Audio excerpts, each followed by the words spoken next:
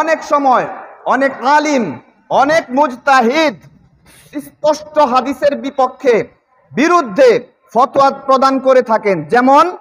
যেমন কি রাসূল সাল্লাল্লাহু আলাইহি সাল্লাম বলেছেন, যে বিসমিল্লাহ বলেনি তার ওযু হয়নি। কথাটা খেয়াল করুন, রাসূল সাল্লাল্লাহু আলাইহি ওয়াসাল্লাম বলেছেন, যে বিসমিল্লাহ বলেনি তার ওযু হয়নি। আর ওযু না এইটুক হাদিস, আর ওযু না হলে কিন্তু সালাত হয় না, হয় ওযু না হলে সালাত হয়। কিন্তু যুগ শ্রেষ্ঠ মুহাদ্দিস যাকে বলে প্রত্যেকেই তাকে মানে। নাসিরউদ্দিন আলবানী রহিমাহুল্লাহ, হানাফি, মালিকি, শাফিঈ, হাম্বলি, আহলে হাদিস, সালাফি সবার কাছেই তিনি গ্রহণযোগ্য।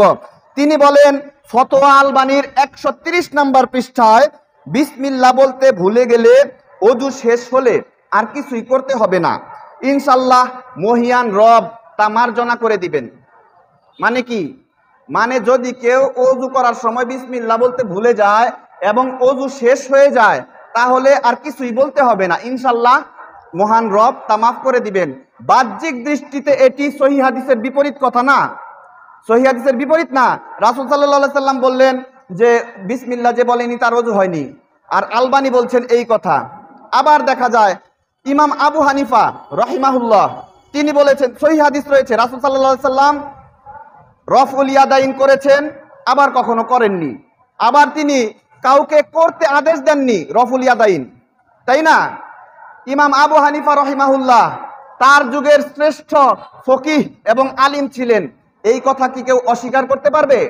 কেউ অস্বীকার করতে পারবে যে ইমাম আবু হানিফা একজন শ্রেষ্ঠ, যুগ শ্রেষ্ঠ ফকিহ মুহাদ্দিস ছিলেন, আলিম ছিলেন? কেউ অস্বীকার করতে পারবে না। তিনি বলেছেন রফুল ইয়াদাইন না করলেও অসুবিধা নেই, অসুবিধা নেই। তাহলে কি দেখা যাচ্ছে? মাঝে মাঝে অনেক আলিম নিজেদের মতামতের ভিত্তিতে, তাদের গবেষণা লব্ধ মতের ভিত্তিতে ইজতিহাদ করেছেন। সেই ইজতিহাদকে আমরা সম্মান করব, যদিও তা পালন না করি।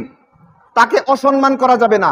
পূর্ববর্তী আলিমদের গালাগালি করা, তাদের আজে বাজে কথা বলা, এগুলো কিন্তু কিয়ামতের আলামত।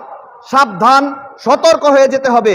পূর্ববর্তী আলিমদের, চার মাযহাব সহ পূর্ববর্তী যত আলিম আছে, যত সাহাবী আছে, তার পরবর্তী প্রজন্ম আছে, তাদের সাথে কোনো ব্যক্তি বেয়াদবি করতে পারবেন না।